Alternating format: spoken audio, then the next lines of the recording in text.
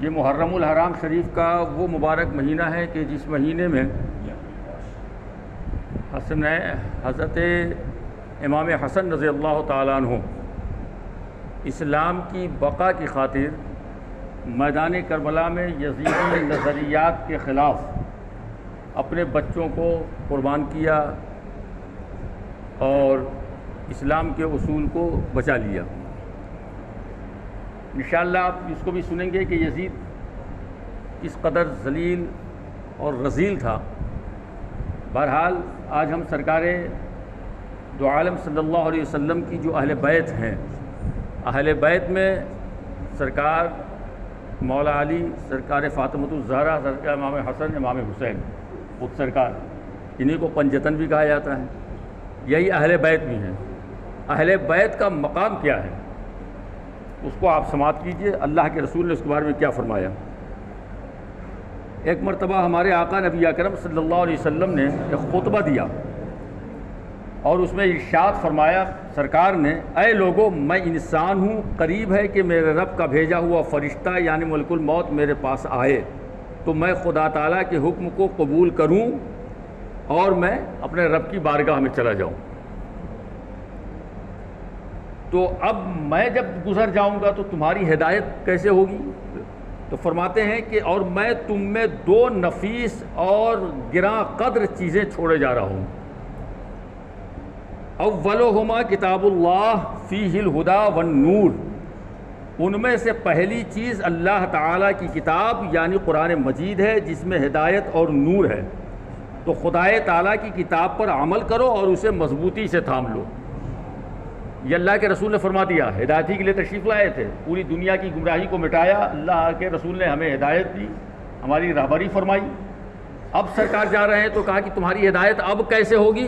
تو فرماتے ہیں کہ سب سے پہلے تو میں قرآن چھوڑ رہا ہوں، اور یہی علماء سنت بار بار کہتے ہیں کہ جب بھی کوئی مسئلہ آئے، کوئی معاملہ آئے، کوئی کام آئے سامنے تو پہلے دیکھو کہ قرآن میں ہے یا نہیں ہے، یہ یا پھر حدیث میں ہے یا نہیں، یا اقوال ائمہ میں ہے یا نہیں، پہلے دیکھو۔ یہ نہیں کہ ہمارے باپ نے کیا، ہمارے دادا پردادا نے کیا ہے، یہ کوئی دلیل نہیں ہے کہ باپ نے کیا، دادا نے کیا، پردادا نے، یہ دلیل ہو ہی نہیں سکتی ہے کبھی بھی۔ دلیل ہے مسلمانوں کے لیے قرآن و حدیث۔ خود سرکار فرما رہے ہیں کہ میں دو چیزیں چھوڑ رہا ہوں، سب سے پہلے قرآن مقدس۔ تو فرماتے ہیں کہ پہلے قرآن پاک چھوڑ رہا ہوں، اسے مضبوطی سے تھام لو اور اس پر عمل کرو۔ راوی حدیث حضرت زید بن ارقم رضی اللہ تعالیٰ عنہ فرماتے ہیں کہ حضور صلی اللہ علیہ وسلم نے قرآن پاک کے بارے میں لوگوں کو ابھارا اور رغبت دلائی، پھر اس کے بعد آپ نے ارشاد فرمایا، وَأَهْلُ بَيْتِي أُذَكِّرُكُمُ اللَّهَ فِي أَهْلِ بَيْتِي أُذَكِّرُكُمُ اللَّهَ فِي أَهْلِ بَيْتِي۔ اور دوسری چیز فرمایا، دو چیزیں چھوڑ رہا ہوں، ایک تو قرآن مقدس، دوسری گراں قدر چیز میری اہل بیت ہیں۔ میں تمہیں اپنے اہل بیت کے بارے میں اللہ کی یاد دلاتا ہوں اور اس سے ڈراتا ہوں، اور اس جملے کو حضور صلی اللہ علیہ وسلم نے 2 بار فرمایا۔ مطلب یہ ہے کہ میں تاکید کے ساتھ تم لوگوں کو وصیت کرتا ہوں کہ میرے اہل بیت کے بارے میں اللہ تعالیٰ سے ڈرو اور ان کی حق کی ادائیگی میں کوتاہی مت کرو۔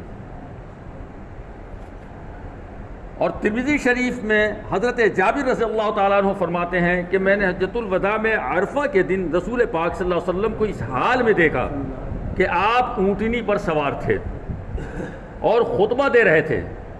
میں نے سنا آپ یہ فرما رہے ہیں، یا ایھا الناس انی ترکت فیکم ما ان اخذتم بہ لن تضلوا کتاب اللہ وعطرتی اہل بیتی، یعنی اے لوگوں، میں نے تمہارے درمیان وہ چیز چھوڑی ہے، میں نے تمہارے درمیان وہ چیز چھوڑی ہے کہ اگر تم اس کو پکڑے رہو گے تو کبھی گمراہ نہیں ہوگے۔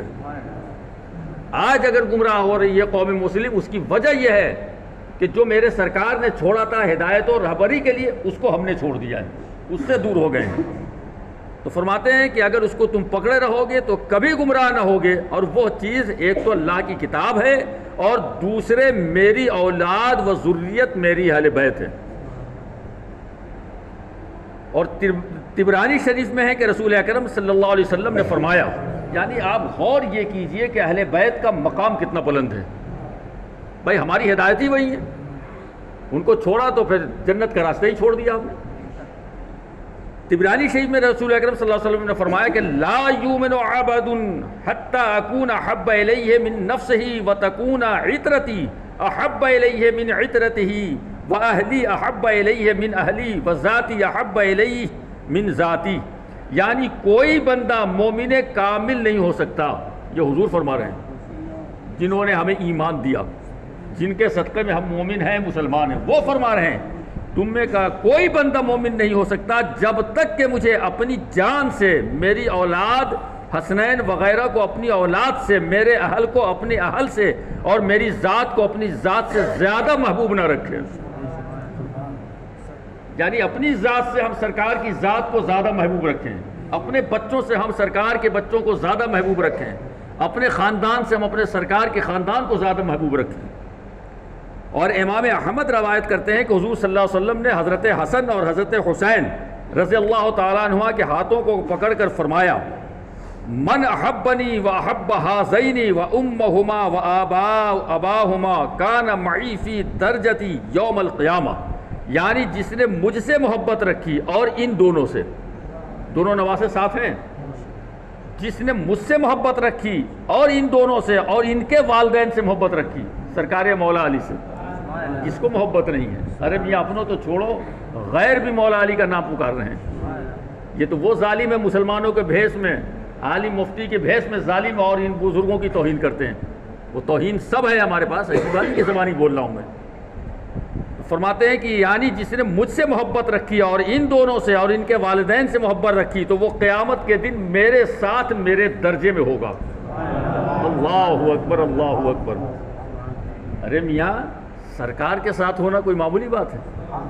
کسی پروگرام میں حضور تاج الشریعہ تو تشریف لے گئے، چلیے آج حضور امین ملت ہیں اور دیگر بزرگان دین ہیں، کسی بھرے مجمع میں اگر حضرت اپنے ساتھ اپنے مقام تک لے جائیں تو وہ آدمی خوشی سے پاگل ہو جائے کہ لاکھوں کا مجمع اور حضرت کے ساتھ ساتھ میں چل رہا ہوں۔ سرکار فرماتے ہیں وہ میرے ساتھ میرے درجے میں ہوگا، مگر درجے کا مطلب کہ برابر نہیں ہوگا۔ فرماتے ہیں یعنی پنجتین پاک سے محبت رکھنے والا بصورت خدمت گار خادم حضور صلی اللہ علیہ وسلم کے درجے میں دکھائی دے گا۔ درجے کا مطلب تھوڑی کہ برابر ہوگا، ورنہ برابری کا دعویٰ تو یہ ظالم بھی کرتے ہیں۔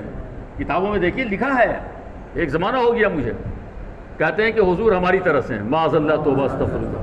ان کو شرم نہیں آتی، بولتے ہیں کہ حضور ہماری طرح ہے یا ہم حضور کی طرح ہیں؟ ہوں گے وہاں سرکار کی بارگاہ میں، مگر بطور غلام ہوں گے، بطور خادم ہوں گے۔ اور حضرت ابو ذر رضی اللہ عنہ نے کعبہ شریف کا دروازہ پکڑ کر فرمایا، کعبہ شریف کا دروازہ پکڑ کے کوئی بات کہنا کوئی معمولی نہیں ہے، اگر غلط بولے تو آدمی وہی برباد ہو جائے۔ کعبہ شریف کا دروازہ پکڑ کر فرمایا، یہ سب حدیث پاک اتنی مضبوطی کے ساتھ ہمارے پاس آئی ہے، یہ آخر وجہ کیا ہے؟ میرے آقا اللہ کے دیے ہوئے سے جانتے تھے کہ کچھ ظالم بدماش وہ ہوں گے جو میری اہل بیت سے مسلمان ہو کے نفرت کریں گے۔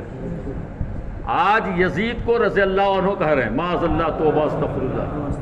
یہ ذاکر ڈاکٹر ذاکر نائک جس کا بڑا ہنگامہ ہے، خدا کے واسطے اس ظالم کی سننا مت، بہت بڑا ملعون انسان ہے وہ۔ اس سے زیادہ اس کی لعنت اس کے اوپر کیا ہوگی کہ یزید کو رضی اللہ عنہ کہہ رہا ہے مردود۔ اور امام حسین کے بارے میں لکھتا ہے کہ وہ باغی تھے، معاذ اللہ، اپنی اسپیچ میں وہ بولا ہے خبیث۔ جی تو حضرت ابو ذر رضی اللہ تعالیٰ عنہ نے کعبہ شریف کا دروازہ پکڑ کر فرمایا کہ میں نے نبی کریم صلی اللہ علیہ وسلم کو یہ فرماتے ہوئے سنا ہے۔ سبحان اللہ، کیسی کیسی تعریف اہل بیت کی۔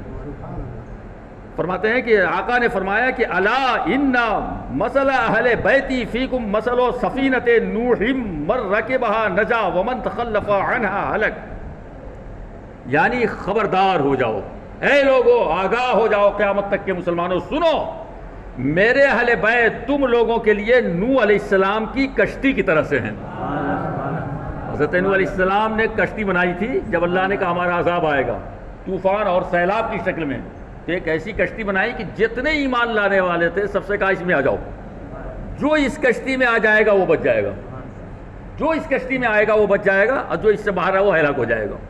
تو میرے آقا فرماتے ہیں کہ میری اہل بیت تم لوگوں کے لیے نوح علیہ السلام کی کشتی کی طرح سے ہیں، جو شخص کشتی میں سوار ہوا وہ نجات پا گیا، اور جو کشتی میں سوار ہونے سے پیچھے رہ گیا وہ ہلاک ہو گیا، وہ برباد ہو گیا۔ اور حضرت عمر فاروق اعظم رضی اللہ تعالیٰ عنہ سے روایت ہے کہ رسول اکرم صلی اللہ علیہ وسلم نے فرمایا اصحابی کالنجوم فبأیہم اقتدیتم اہتدیتم، یعنی میرے صحابہ ستاروں کی طرح سے ہیں۔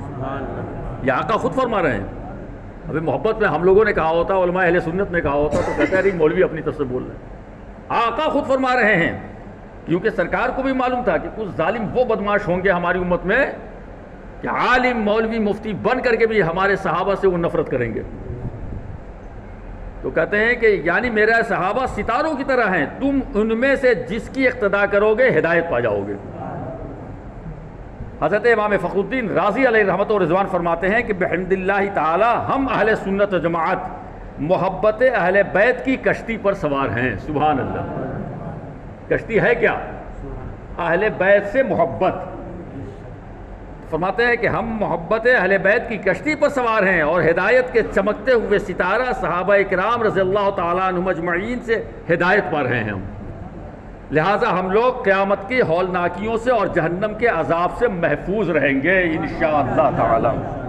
مطلب یہ ہے کہ جو لوگ محبت اہل بیت کی کشتی پر سوار نہیں ہوئے، جیسے خارجی کہ انہوں نے محبت کے بجائے اہل بیت سے دشمنی کی، وہ ہلاک ہو گئے، اور رافضی تو اس کشتی میں سوار تو ہوئے مگر ہدایت کے ستارے صحابہ کرام سے ہدایت ہی حاصل نہیں کی انہوں نے، تو وہ بھی کفر و ضلالت کی تاریکی میں کھو گئے۔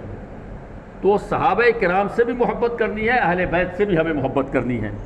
اللہ تعالیٰ سرکار دو عالم صلی اللہ علیہ وسلم کے صحابہ کرام کی سچی عقیدت ہمارے دلوں میں عطا فرمائے۔